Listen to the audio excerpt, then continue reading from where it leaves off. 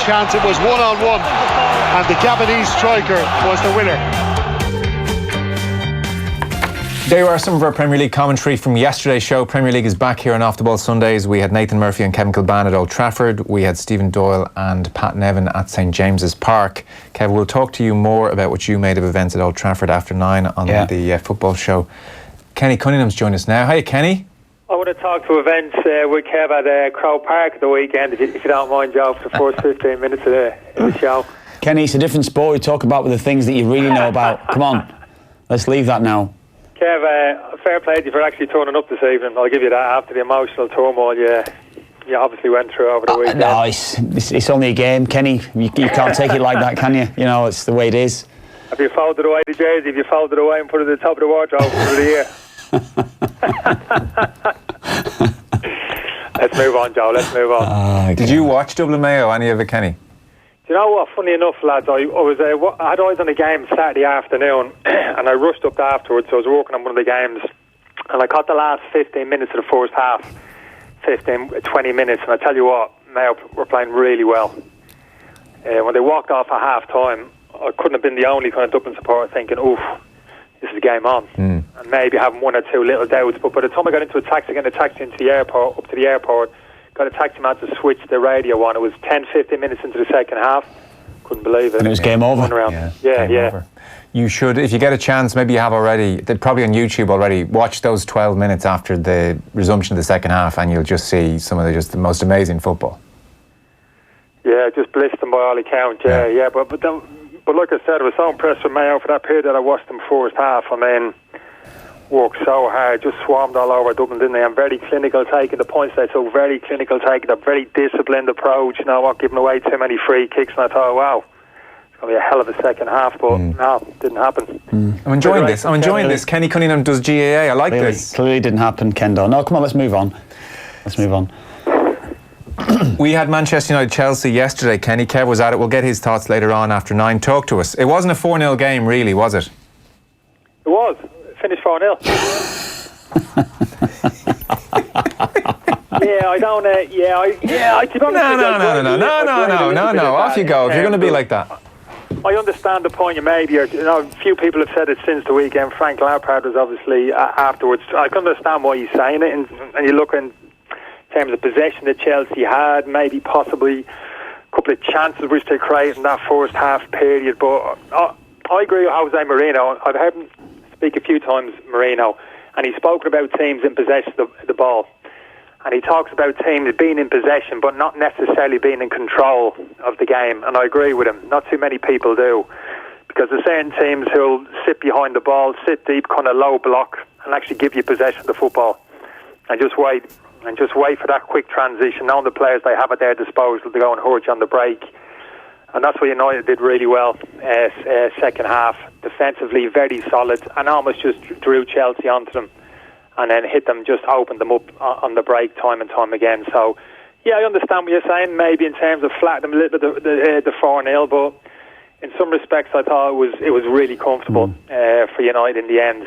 Chelsea kind of really lost their way, got a little bit kind of fragmented, and Manchester United were worthy winners. Just too dynamic. The energy they had in the team, the pace. You're just that counter-attacking threat. Chelsea just couldn't deal with it. A bit too naive. Kenny, I actually didn't feel it. I didn't think the scoreline did reflect how the game was, particularly in the first half. I thought it was a really bad error from Zuma that gifted the penalty, because I actually felt that Chelsea were a threat in control of the game. United clearly had a way of playing, but the ball, when you're playing a counter-attacking way, the way that United are playing, your key player invariably has got to be a centre-forward, because, I mean, in general it is, but his hold-up play from Martial was really poor, giving the ball away too often, flicking at the ball, not necessarily prepared to play right up against the centre-half, and I felt it was the same with Rashford. They were flicking at the ball too much, not getting hold of it, and that's where a lot of United's possession on a turnover was breaking down on those two. So I don't necessarily see that, but in relation to United, though, I thought as a pairing defensively, the one I want to get you into really there is on Maguire and Lindelof. Like Maguire and Lindelof together looked a decent enough pairing. I think certainly as debuts go, it's going to be as as nice a debut certainly for him. He didn't try anything over elaborate. He didn't do anything that's going to be a break from the norm, Maguire. So what you're saying then with Maguire in terms of he's gone into a new football club and he's got to then impress as a centre half. How do you think he did overall, and how do you think then? I maybe want to get into the fact is there that Joel initially said 4-0. I don't think that was ever a 4-0 game as long as I've seen a game of football. I don't think that, and I think there's serious flaws with United, but they won 4-0 and that's it. But in relation to Maguire and Lindelof, they're maybe your main two. I'd like to maybe just get your thoughts on up to now then. Yeah, they impressed me. They didn't put a foot wrong. Maguire, he didn't show me anything I didn't think he already had, Kev. When he went in there, I knew what they were buying. They're buying a very good, not just a very good ball-playing centre-half, probably the best ball-playing centre-half in football at the moment, I'd suggest, because he's the type of player who not only can travel in possession into midfield and actually make a pass when the pressure comes, but he actually go beyond people. He didn't do that too much now at the weekend. He was happy enough just to pop the ball into midfield or just step forward 10-15 yards, commit an opposition midfielder, then work it to another player. But even that is a big plus for Manchester United, because over the past couple of years, Kev, they've probably been the worst. The top 6 teams, they've been probably the worst in terms of trying to play out the back and play up the thirds up the pitch. They just haven't been able to do it. They haven't had certainly the central defenders capable of receiving the ball, certainly under any type of pressure, and taking the ball forward or actually playing through the lines. So when I say Manchester United, I was very impressed in terms of the counter-attacking style. That's not to say that I think Manchester United are a one-trick pony. They're only a counter-attacking team, because with Harry Maguire coming into the team, he's given them another dimension in terms of being able to play through the thirds. Now Paul Pogba is looking back at the centre halves, knowing he doesn't have to go now and get the ball and start attacks. He can stay 10, 15, 20 yards up, away from Harry Maguire up the pitch, and now Maguire is good enough to fizz those balls into him a little bit higher up the pitch. So we'll certainly give him that added dimension. We saw how powerful he is, Kevin, the air crosses into the box, straight balls down the middle. He's very dominant. He's a very good read of the ball. He sees things early. You saw him slide across a couple of times and just intercept a few things, not having to go to ground because he sees things early. I still feel as though, Kev, in terms of, you're talking about small frailties in his game, and I think we might see as the season goes on with Manchester United. I think for me it's just his mobility, his athleticism at times, his speed on the turn. And I think at Manchester United he's going to spend more time closer to the halfway line than he is to his 18-yard box than he was previously with Leicester City. And as the season comes on and actually teams actually begin to play counter-attack against Manchester United, that's when I'll be interested in seeing him defend. When Luke Shaw gets on the overlap, when teams break, the likes of James Vardy and other type of players get on his shoulder and look to work him down the side in 1v1 situations. I think there is a small weakness in his game. I think that's it. But Chelsea, by and large, weren't able to expose it at the weekend. And is that going to be their back four, do you suspect, Kenny, for the season? Is that it, with the likes of Smalling, Jones, Bailly all hanging around behind?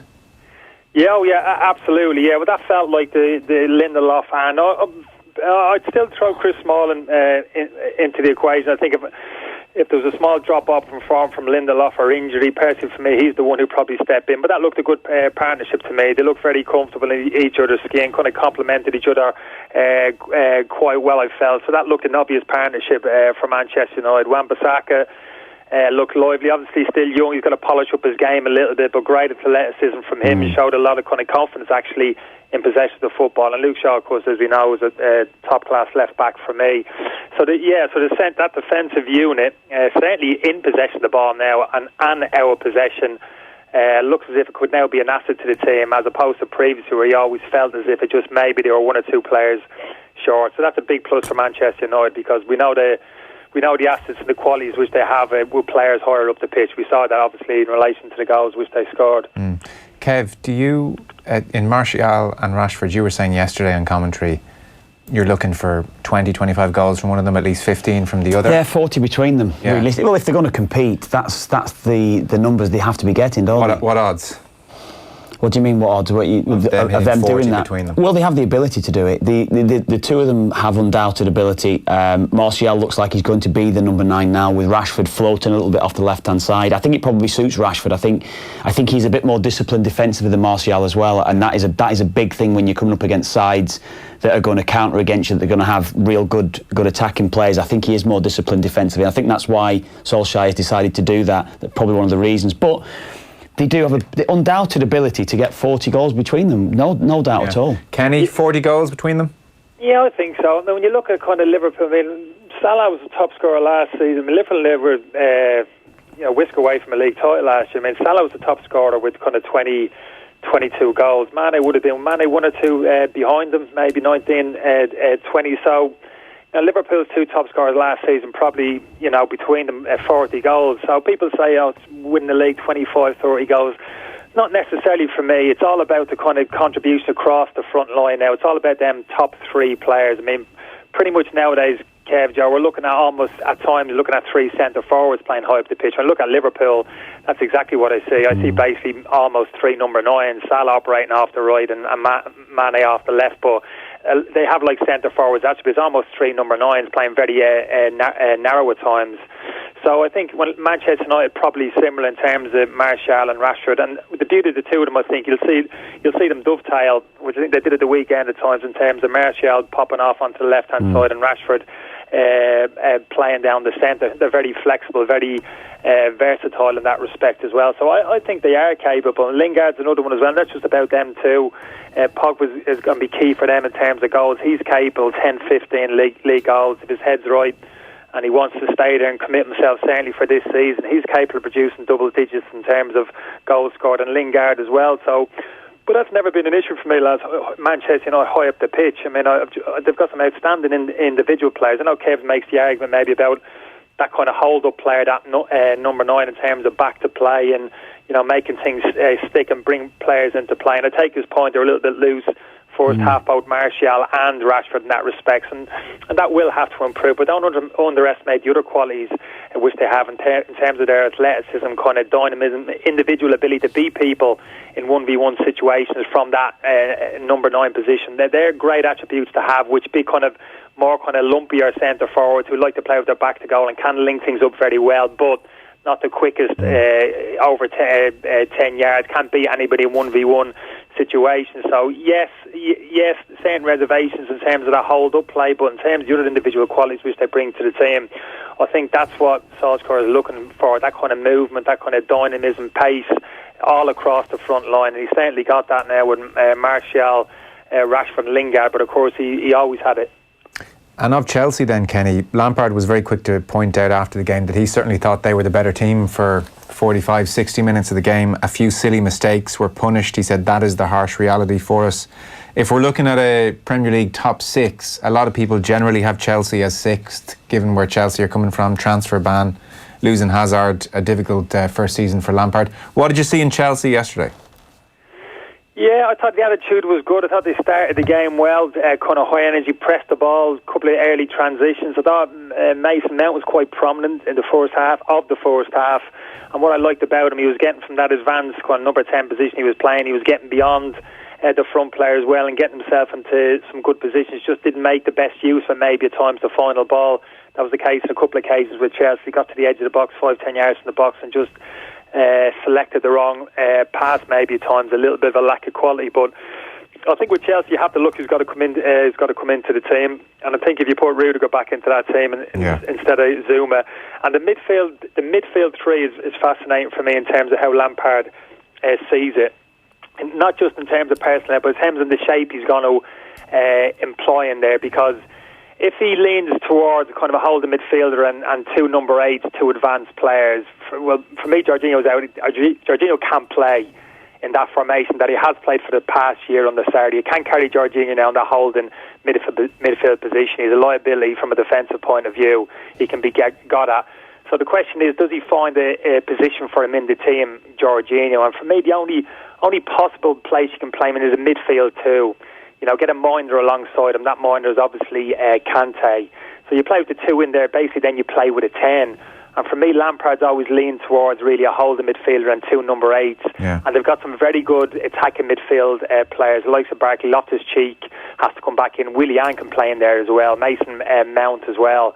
So it'll be interesting to see when those players are fit and available, how Lampard sees it going forward. For me, Kante has to play, and if he does play in his favourite position, the holding midfield position, then for me, Jorginho's got to go.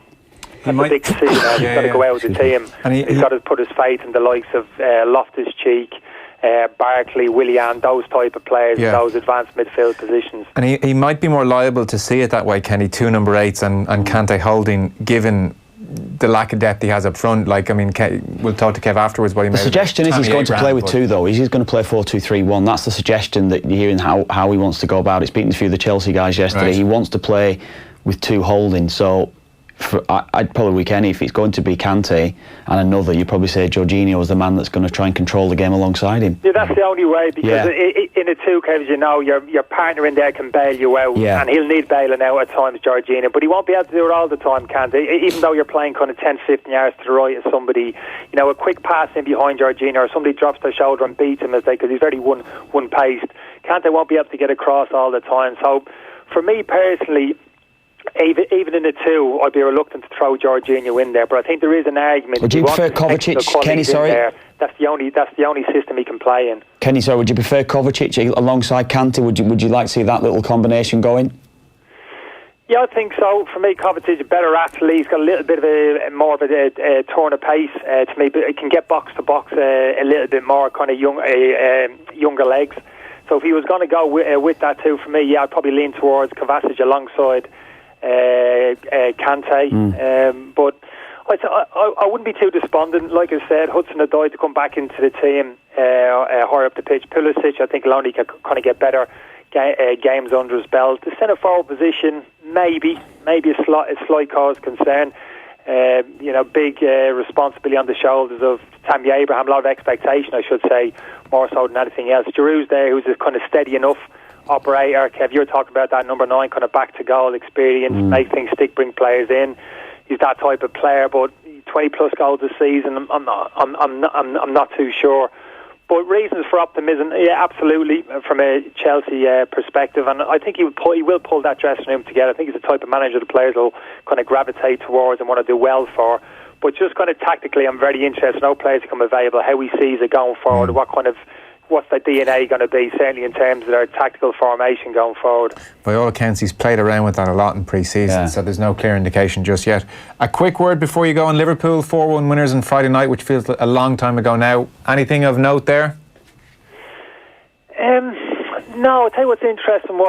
Funny enough, I was in a pub in Dublin actually watching the game. One of them, you're at the back of the room looking at the game. You can't hear too much, but obviously looked comfortable. It was comfortable in the end for Liverpool. I thought it was a little bit loose defensively, kind of first half.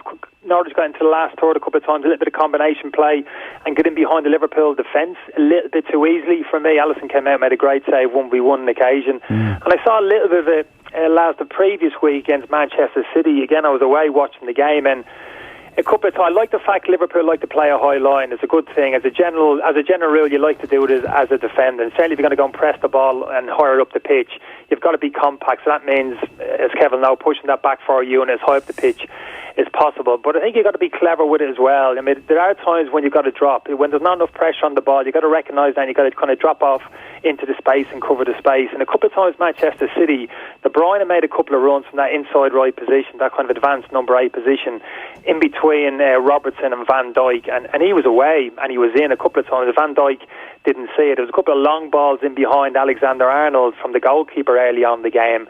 Liverpool really forcing that kind of high line at times. It's a good thing, I know, but at times you can't give up that space when there's no pressure on the ball. You'll get done, particularly against players with good pace, which Sané had on that occasion. So that's the only thing with Liverpool. First couple of games, I think just got to be careful. You just need to tweak that a little bit and be a little bit more careful with that kind of high line, even if it means dropping an extra 5 yards on occasion. But no, I'm happy with what I've seen from Liverpool. I'd be interested in asking Kev, like, in terms, even you, Joe, that kind of, if I had to sit down Liverpool... Even Joe. Even Joe. Couldn't be that desperate, could you? Even me.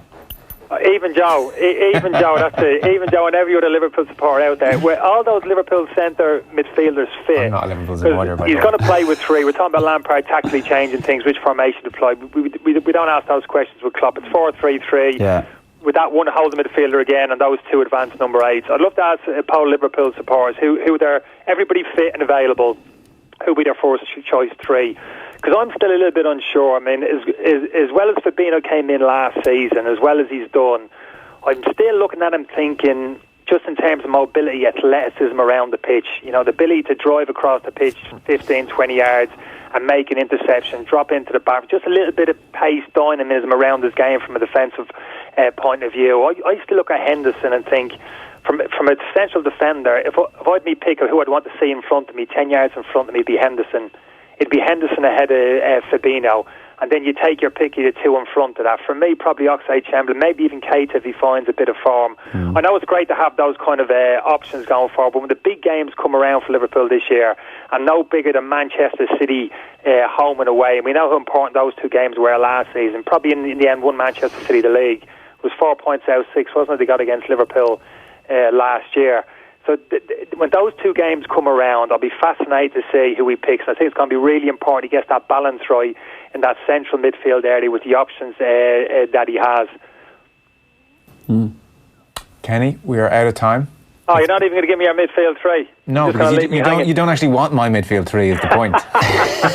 You're one of these people who says, I'd be interested in what you think. As a Liverpool fan, Joe, who would you like in there in midfield? Liverpool fan. When did you get it into your head I was a Liverpool fan, more to the point? Oh, he's getting touchy. I'd say you were one of those types. Were you shushing everyone in the pub trying to watch the match, were you? From the back of the room? It does get a little, people walking across your path and then engaging in conversation. It's good to talk, Ken. I tell you, it is good to talk to people, honestly. Yeah, but I had a table for one in the corner, like, you know what I mean? I was looking pretty sad. Yeah, because it's funny you say that, because there's a text in here saying, lads, my 6-year-old son went over to Kenny to tell him how much he respected him as a player at the weekend, and Kenny shushed him. Kev, back me up now. Back me up on that, Kev. I tell you, I can't say that. I genuinely can't say that. I'm trying to watch the game, kid. Game on.